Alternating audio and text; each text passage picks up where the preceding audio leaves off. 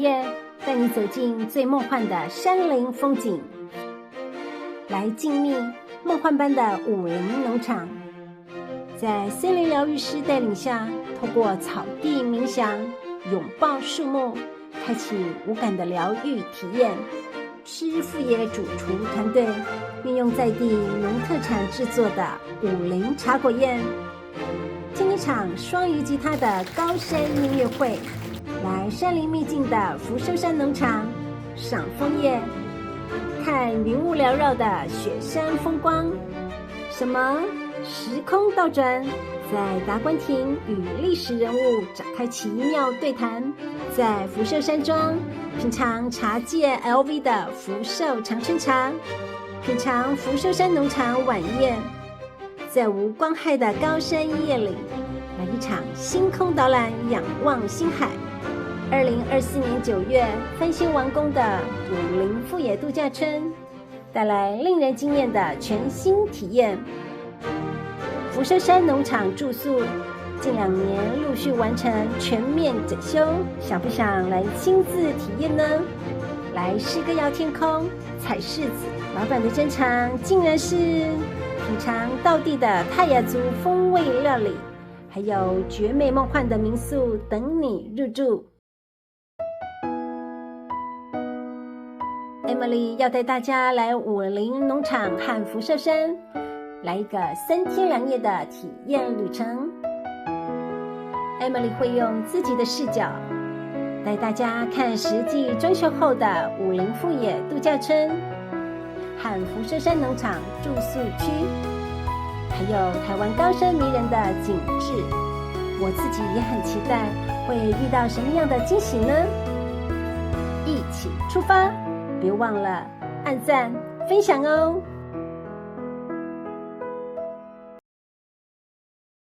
今天早上9點10分，跟着黑熊領隊從台北車站出發，我們會行經宜蘭，在鐵木部落廚房吃午餐，之後再到武陵農場。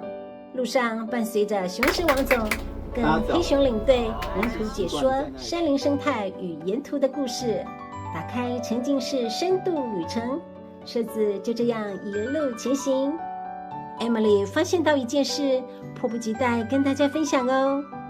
Emily 一上車就聞到淡淡的柳杉香味，原來呀，行程呼應雪山山脈的生態系特色，車內用柳杉的氣味營造森林意象，讓人就像徜徉在森林裡一樣。還有哦，仔細聽，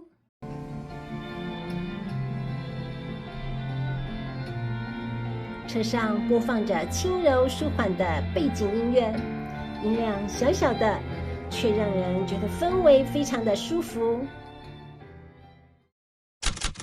大約11點15分，我們抵達今天的午餐地點鐵木部落廚房。它坐落在台七線旁邊，是往返太平山、武陵農場、北橫石的超人氣休息點。餐廳主打結合在地農產、馬告與刺蔥等泰雅特色香料的創意料理。我們自己研發的刺蔥醬，你們外面是絕對吃不到的東西。這是我們大同鄉養殖的香魚哈。第二個，我們泰雅族無論是16族，只有我們泰雅族在用竹筒飯，我們裡面是糯米跟小米制作的。最有名的山豬肉，我是用清炒的，這也是野生的竹雞哦。然後這個是我們放山雞的馬告土雞哦，這是半土雞哦。然後這個很扎實。這裡有3面落地窗，白天陽光灑進來，在這裡用餐，整個氛圍超舒服。用完餐後，我們繼續往武陵農場的方向前進。天空開始飄起了細雨，沿途的蘭陽溪河床在薄霧之中變得一片朦朧。黑熊領隊跟我們說，不用擔心，這一帶常受東北季風的影響，天氣本來就不太穩定，但只要穿過思源埡口，天氣就會不一樣哦。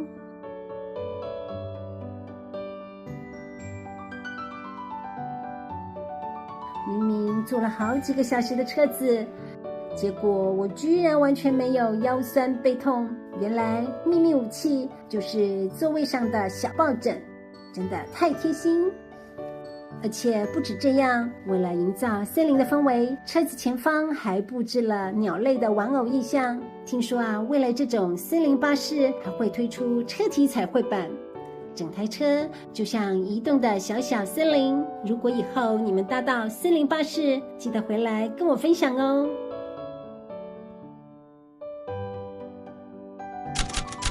3:06抵達武陵農場，大家快看！真的被黑熊領隊說中了，武陵農場的天氣好得不得了。一走進武陵富野度假村，迎面而來的是一杯暖暖的熱茶，瞬間暖心又暖胃哦。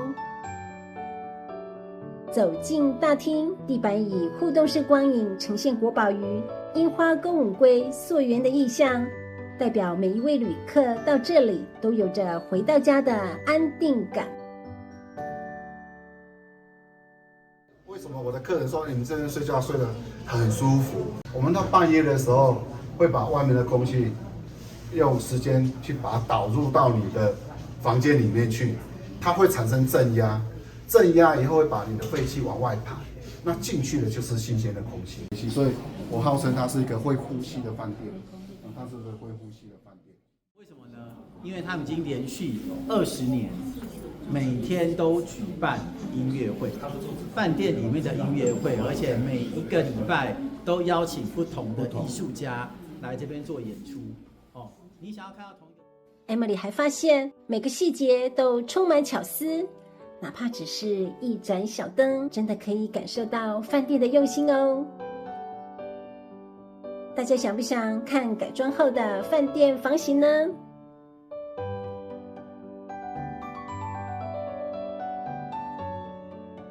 ？Emily 住的是這間。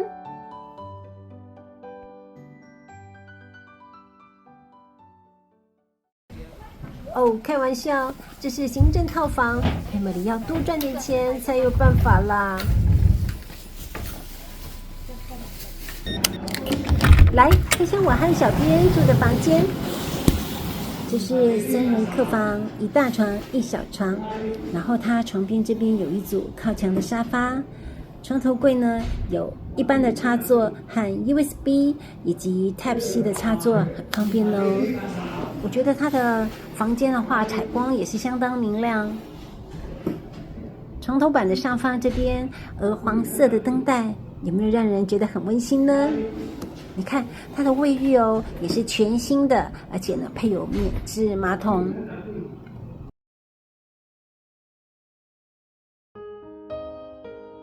嗨，大家 ，Emily 要帶大家去吃晚餐。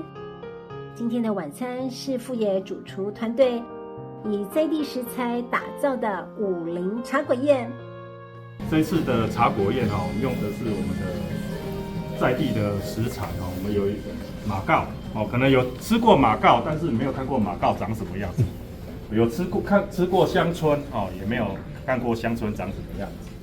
哦，這邊是我們的那個高山的甜柿哦，蜜蘋果，然後還有高山，這是我們的那個初秋的高麗菜哦，還有我們現在當季的那個高山娃娃菜哦，再來就是大白菜以及南瓜哈。我們這些食材啊，我們就把它变成一道料理，就会呈现到桌面上。好，請各位嘉賓過來這邊。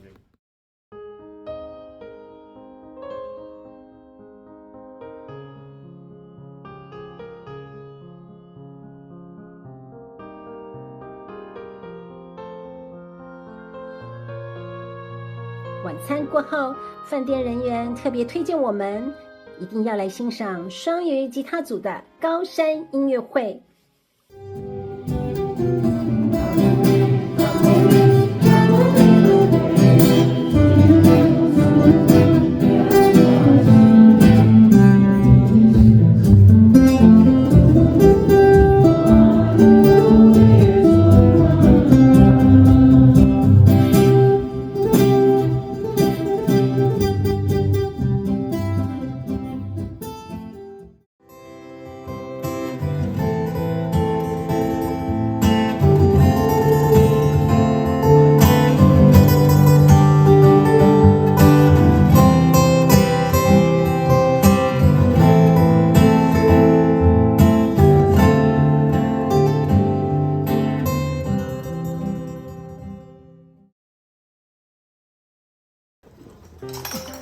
嗨，大家早安！跟 Emily 一起來吃早餐吧。一邊吃早餐，一邊欣賞這片美麗的武陵農場。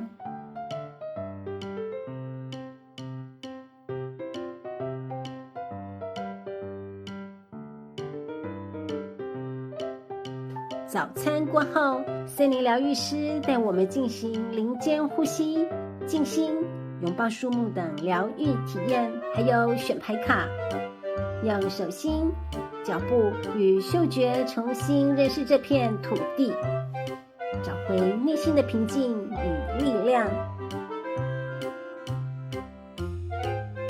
告別了武陵農場，我們一行人往福壽山農場前進。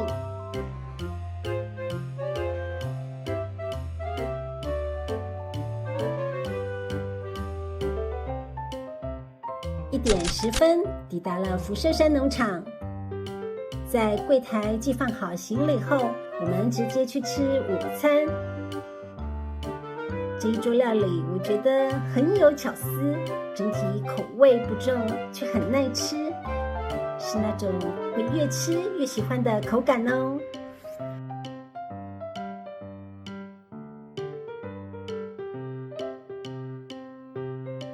吃完午餐，我們搭乘園區小巴前往天池達官亭。歡迎一下這次來福壽山農場，歡迎你們來到冷得要命、遠得要命的農場。大家在這個平坦的茶園中間會看到一隻一隻的電風扇，對，電風扇是幹嘛的呢？它是我們守護經濟命脈的一個很重要的一個設備。它叫做防霜風扇，好，因為山上溫度很低，它只要低於6度，它就會結霜。結霜之後呢，我們的茶葉就會受損。好，只要茶凍傷，我們就沒辦法做出好喝的茶。好，所以它只要在溫度低於6度，它就會啟動，它會利用氣流的方式，讓那個霜不會結霜，也不會結冰。好，那我們的茶葉自然就不會受傷，我們才能做出好喝的茶，才能賺進我們的。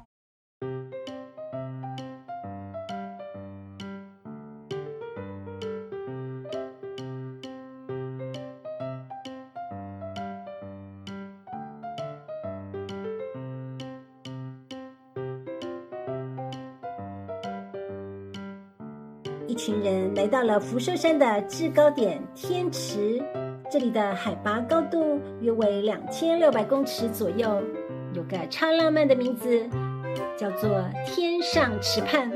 傳說中，繞天池左3圈，右3圈，願望會實現。你繞了嗎？天池旁邊的達官亭也很有故事，這裡曾是蔣中正先生的避暑行館。內部保留了部分的陳設，1樓是史料館，2樓則是議事廳和陽台。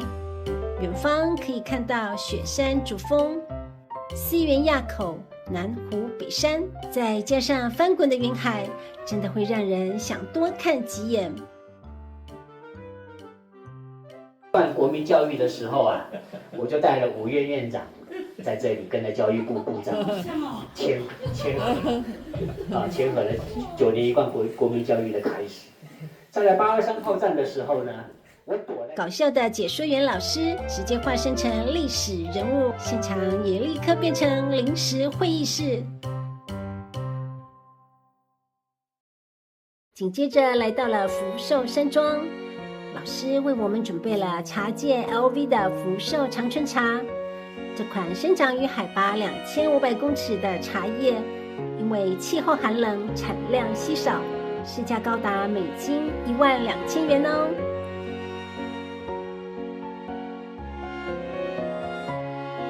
福壽山莊將於12月25日正式開放，大家準備好上山了嗎？來到這裡一定要坐下來細細品嘗被稱為茶界 LV 的福壽長春茶，在雲霧繚繞的秘境裡欣賞雪山風光。吃完下午茶，我們搭車回來提領行李，各自回到住宿的地方。Emily 住在宋莊，這裡是2024年11月以嶄新面貌重新開幕的住宿點。Emily 帶大家來看看我們的房間哦。誒，怎麼都打不開呢？哎呀，天哪！我這個天才，我開到別人家去了啦！好，再來一次，再來一次。不好意思，打擾嘍。這裡走的是現代簡約風，整個房間都是重新裝潢的，所以非常的漂亮。我最喜歡它這個衛浴的盥洗桌面，因為你看哦，它這邊非常的大，你可以放很多東西。然後它是採乾濕分離，這一點我也相當喜歡。這個杯子你看，好有味道哦。這個是 Okolo 的咖啡特調藍山口味。然後這邊還有福壽長春茶的茶包哦，今天晚上要來試試看。晚餐時間到了，很好奇福壽山農場會推出什麼樣的菜色呢？菜色以清甜原味為主，從茶香雞丁、蜜梨蒸干貝、茶葉掛包到魚頭火鍋，整桌吃起來清爽又有層次。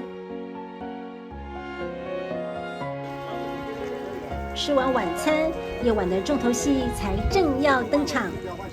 黑熊領隊帶着大家前往福壽山莊，一起參加超療癒的夜空觀星行程。跟大家介紹一下我們的龍果。哎，這個在外面很少看到這麼大塊的果哦。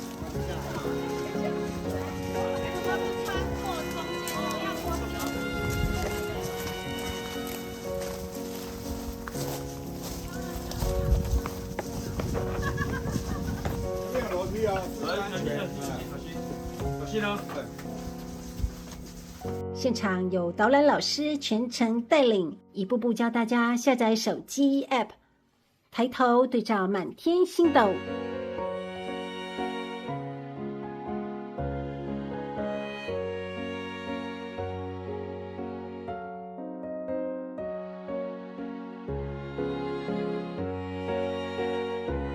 有流星，快許願哦！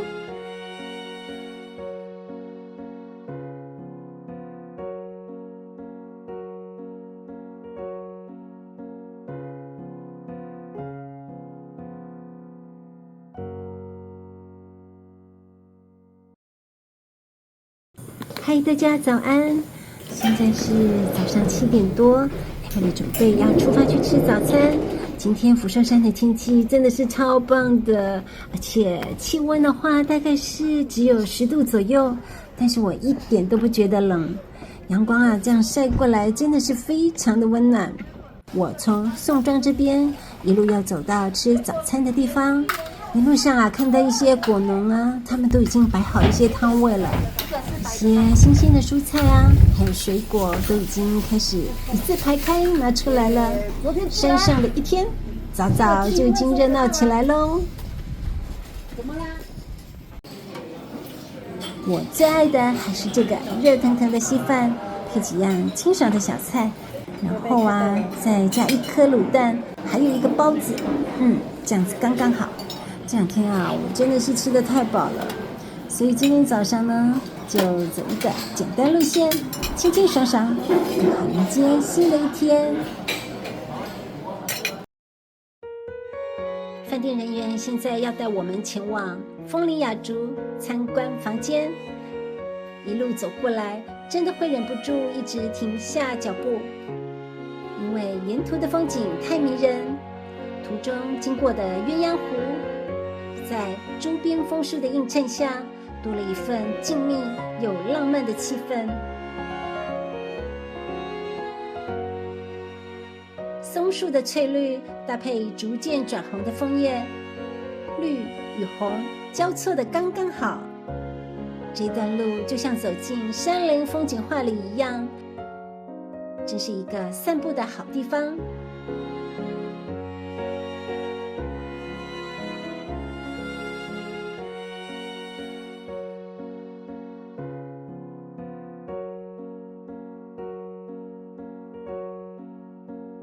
參觀完房型，從側門這邊出來 ，Emily 看到了常識館的前面呢，有一顆蘋果王，可是呢，蘋果王已經不在嘍。12月25號，好，我們會辦一個。他是因為太久而死去的嗎？不是，他是因為一方面也是他老了，一方面是老了，然後又受到今年台風，最嚴重的就是楊柳，楊柳那一次把它給吹倒了。哦，所以現在用一個全新的再種上去。我們會有找一株新的，然後一樣採用嫁接各種品種。对，也會讓它有各種的蘋果在那個蘋果王上。可能它的名字就不會叫蘋果王了，也許是2代2世。在蘋果王的旁邊有一顆梨王，所謂的梨王呢，它就是將數十種不同的梨的品種，然後把它嫁接到同一棵樹的上面，於是呢就會形成了一棵梨樹上面有很多不同品種的梨子，非常特別哦。如果大家有來福壽山農場，一定要來看看哦。福壽山農場這邊的風景真的會讓人一來就不想走，尤其現在正是楓葉最迷人的時刻，其中以松蘆的日本掌葉楓和鴛鴦湖周邊的楓葉最為有名，一年四季各有不同的風情，真的很值得來喲。在返回台北的途中，我們還去了詩歌窯天空吃午餐。詩歌窯是泰雅族語，代表着這個家園與部落的連結。一走進餐廳，迎面而來的是溫潤的木質氛圍，還沒坐下來，心就已經先被這份療癒感包圍住了。餐點是選用在地新鮮的食材入菜，每一道都吃得到老闆的用心與山林的風味。不止餐點好吃，連民宿的部分也很吸引人，甚至可以體驗親手摘柿子哦。老闆的珍藏竟然是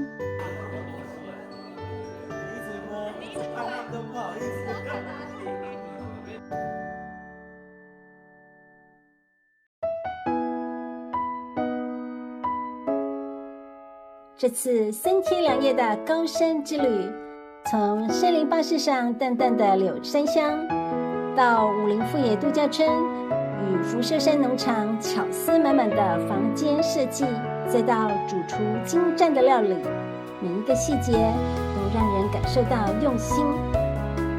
在達官亭欣賞壯闊的雪山主峰，品茶、觀星、體驗森林療癒。這趟旅程不只是眼睛的享受，更像是心靈的洗滌。走進山裡，也走進了心裡，提醒我慢下來，用心感受每一刻，也更加珍惜台灣高山的美麗與寧靜。